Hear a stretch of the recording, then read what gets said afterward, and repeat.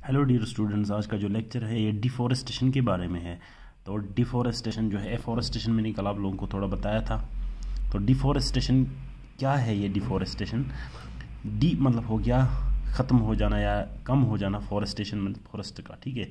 Gradual cutting and degradation of forest cover over the globe due to human activities is called as deforestation. तो deforestation कुछ भी नहीं है बल्कि क्या है, ह्यूमंस द्वारा अलग अलग कार्य के लिए जंगलों का कटाव किया जाना और जंगल का जो एरिया है, कवर है, जो ख़त्म हो जाता है हर साल, तो उसको हम बोलते हैं क्या, डिफॉरेस्ट। इस पूरे प्रोसेस को जो है हम बोलते हैं डिफॉरेस्टेशन। जैसे कि आपको पता है कि हमारा इंडिया का जो इस वक्त फॉरेस्ट कवर है वो केवल कितना रह गया है, 21% रह गया है।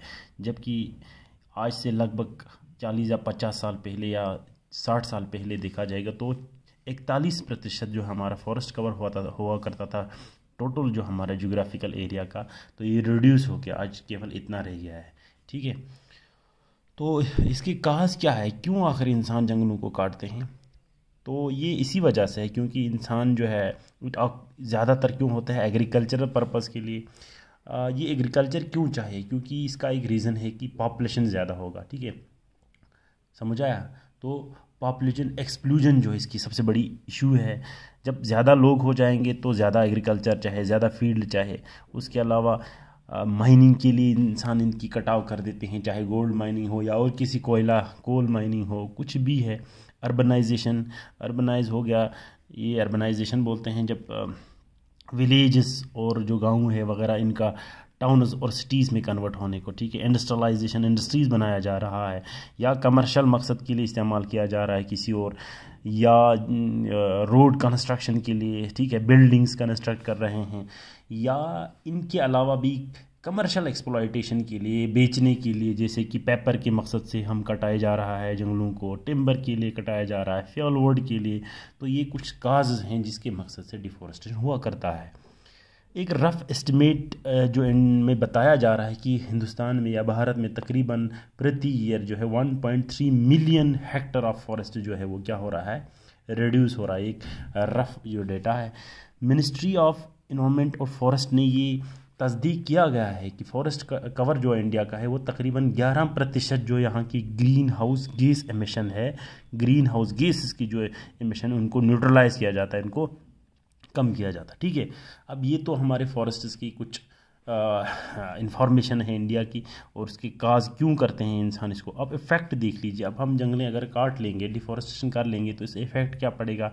जाहिर सी बात है, क्लाइमेट इम्बैलेंस हो जाएगा, क्लाइमेटिक चेंज आ जाएगी, जिसमें मैंने कल ही बताया था ड्रॉट, पैटर्न जो है रेन फॉलिंग का, मूनसून वगैरह इनका चेंज हो जाता है, ग्लोबल वार्मिंग हो जाएगा क्योंकि इंक्रीज़ हो जाएगा ग्रीन हाउस गैसेस की इमिशन, क्योंकि इनको एब्जॉर्प्शन करने की या इनको कार्बन फिक्सेशन करने की जो सोर्स है वो ख़त्म हो गया है। सॉइल इरोजन हो जाएगा क्योंकि जंगल जो है या प्लांट जो है अपने रूट के ज़रिए सॉइल को जो है वो पकड़ के रखता है। फ्लडिंग होने के चांसेस, हैबिटेट लॉस तो ऑब्वियसली होगी, यानी साथ साथ में wild life extension, biodiversity loss जिसको आप बोलेंगे, ऐसा हो जाता है। फूड इनसिक्योरिटी हो जाएगा अगर ऐसा हो जाएगा तो, और साथ साथ में एसिडिक ओशन हो जाता है। एसिडिक ओशन क्यों होगा? एसिडिक इसलिए होते हैं जब इन्वायरमेंट में कार्बन डाइऑक्साइड की कंसंट्रेशन बढ़ जाता है तो इस जो ओशंस की जो एसिडिक क्वांटिटी है वो बढ़ जाता है, ठीक है। और उसके साथ साथ increased human wild life conflict, ये बहुत बड़ा इशू इस वक्त जम्मू कश्मीर या हमारे जंगल जिनमें ज़्यादा है उनमें होता है। आपने अक्सर न्यूज़ में सुना होगा एक तेंदुए ने फिलां को अटैक किया, फिलां को एक बालू ने खा लिया। ये क्यों होता है? क्योंकि हम उनके हैबिटेट में घुस गए हैं और उनको डिस्ट्रैक्ट करने की कोशिश कर रहे हैं, तो ये वाइल्ड लाइफ डायरेक्टली जो है ये हमसे कॉन्फ्लिक्ट में आ जाता है, ठीक है। तो ये कुछ इफ़ेक्ट्स हैं। सोल्यूशन इसके कंट्रोल या कंजर्वेशन क्या है? एक तो ये है कि भाई गवर्नमेंट रेगुलेशन बनाए, ठीक है, ऐसे रूल्स बनाए हैं, curb the felling of trees by enforcing series of rules and laws to govern it, ठीक है। जैसे कि forest conservation act Bharat government ने डाल दिया 25 अक्टूबर 1980 को, ठीक है। इस एक्ट के ज़रिए जो है हम फॉरेस्ट लैंड को जो है मिल्कियत लैंड में चेंज नहीं कर सकता है, कितने भी साल आप उस पर अपना कंस्ट्रक्शन रखो, ठीक है। तो फॉरेस्ट लैंड की कंजर्वेशन के मकसद से बनाया गया है फॉरेस्ट की। उसके अलावा इम्प्रूव्ड एंड सेलेक्टिव कटिंग, ये इसको हम फॉरेस्ट मैनेजमेंट भी बोल सकते हैं। सिर्फ ऐसे प्लांट्स को जो डिजीज़ है या ओल्ड है या यूजलेस है उसको टिम्बर या बाकी चीज़ों के लिए इस्तेमाल करेगा। अगर वो मैच्योर हैं तो उसके बदले आप क्या करेंगे, same number of trees should be planted, ठीक है। उसके बदले और प्लांट्स लगाया जाएगा। मिसाल के तौर पर 2 आपने मैच्योर प्लांट लगाए तो 2 काट दिए, ठीक है। यूं फॉरेस्ट मैनेज करेंगे। एक और तरीका है कि रिफॉरेस्टेशन या एफॉरेस्टेशन। रिफॉरेस्टेशन जो मैंने पहले बताया, 2 काटा, 2 की जगह 2 लगा दिया, उसको बोलते हैं रिफॉरेस्टेशन। एफॉरेस्टेशन भी तकरीबन यही है कि ये तो अनगिनत प्लांट्स आप लगा जाने को बोलते हैं।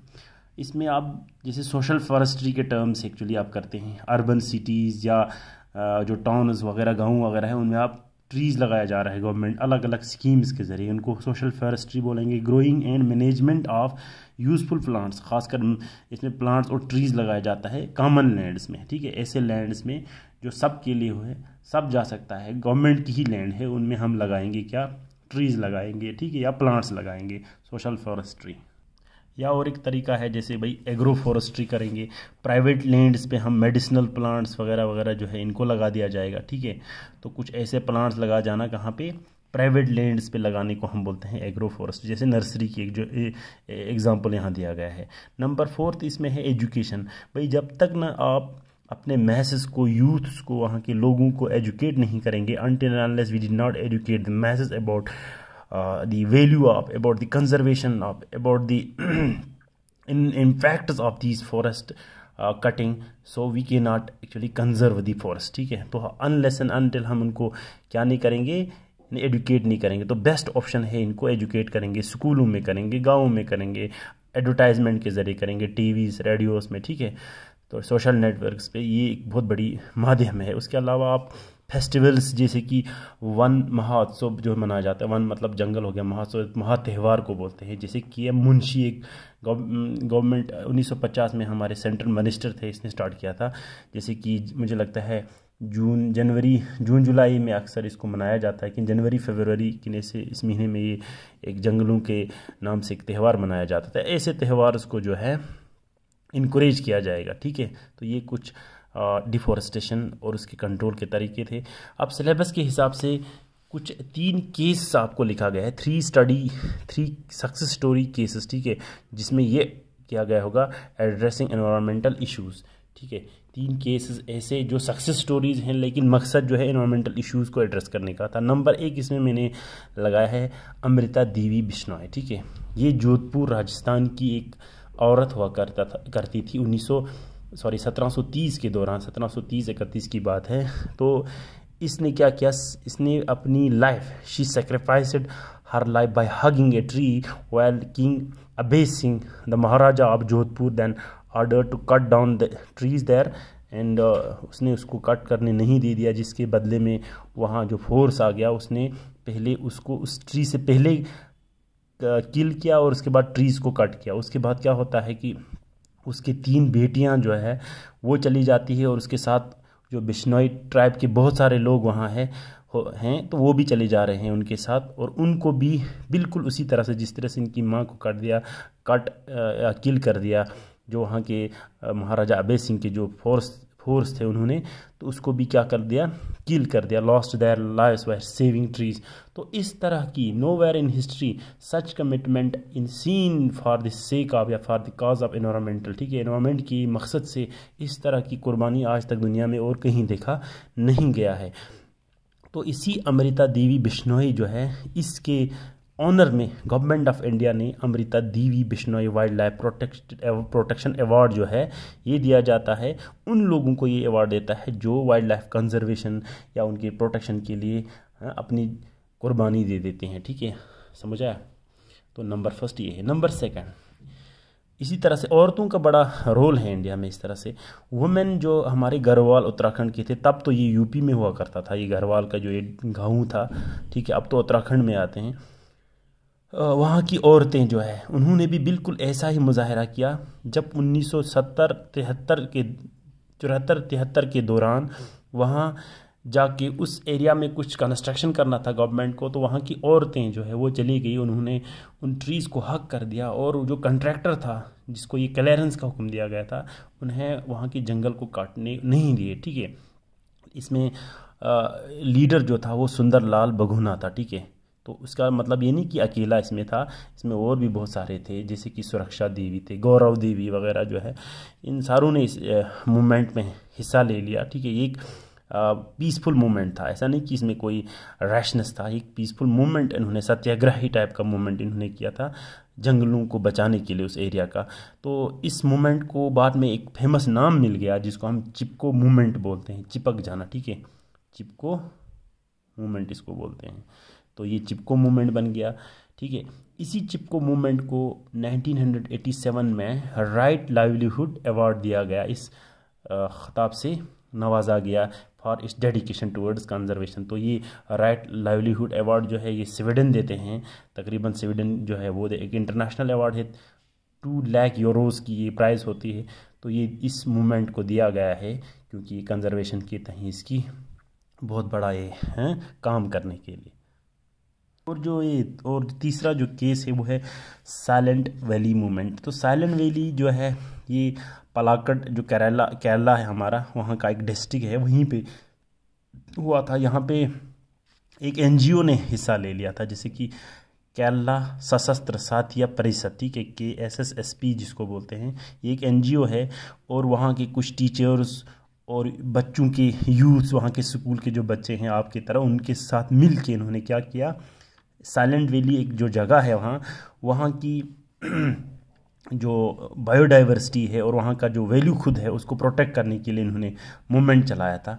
तो ये क्यों चलाया, क्योंकि वहाँ पे एक गवर्नमेंट ने 25 करोड़ की एक हाइड्रो इलेक्ट्रिसिटी प्रोजेक्ट जो है वहाँ पे बनाने का एक किया था, जिस वजह से ये पूरा साइलेंट वैली जो है फ्लडिंग का शिकार होने का ख़तरा था और वहाँ की बायोडाइवर्सिटी लॉस होने का चांस था। तो एक एनजीओ वहाँ के है केरला शस्त्र साहित्य परिषद, उन्होंने वहाँ की जो टीचर्स और बच्चों के साथ मिल के एक मूवमेंट जारी कर दिया, जिन्होंने वहाँ की जो गवर्नमेंट है उनको ये प्रोजेक्ट है वहाँ बनने नहीं दिया और उसके लिए फोर्स किया। ठीक है, तो ये भी एक बहुत बड़ा इन्होंने, हालांकि ये सक्सेस हो गया इस मकसद में। तो इस एनजीओ को भी इस काम के लिए जो है, ठीक है, साइलेंट वैली मूवमेंट के लिए राइट लाइवलीहुड अवार्ड जो है फिर से उस जो है ये 1996 में इसको नवाजा गया है। तो ये 3 सक्सेस स्टोरीज़ है, मकसद जो है बायोडाइवर्सिटी या एनवायरनमेंट को प्रोटेक्ट करने के लिए। ठीक है, आप अपनी हिसाब से और भी बहुत सारे सक्सेस स्टोरीज़ जो है, 3 सक्सेस स्टोरीज़ आप जोड़ सकते हो और उन्हें आप एग्ज़ाम में लिख सकते हैं। ठीक है, तो ये नोट्स जो है या ये जो वीडियोज़ हैं ये टीचमेंट के हमारे जो डॉक्यूमेंट सेक्शन है वहाँ पे भी अवेलेबल होगा। अपने दोस्तों से और अपने बाकी जो क्लासमेट्स हैं उनसे ये ज़रूर शेयर करेंगे। ठीक है, ओके, थैंक यू।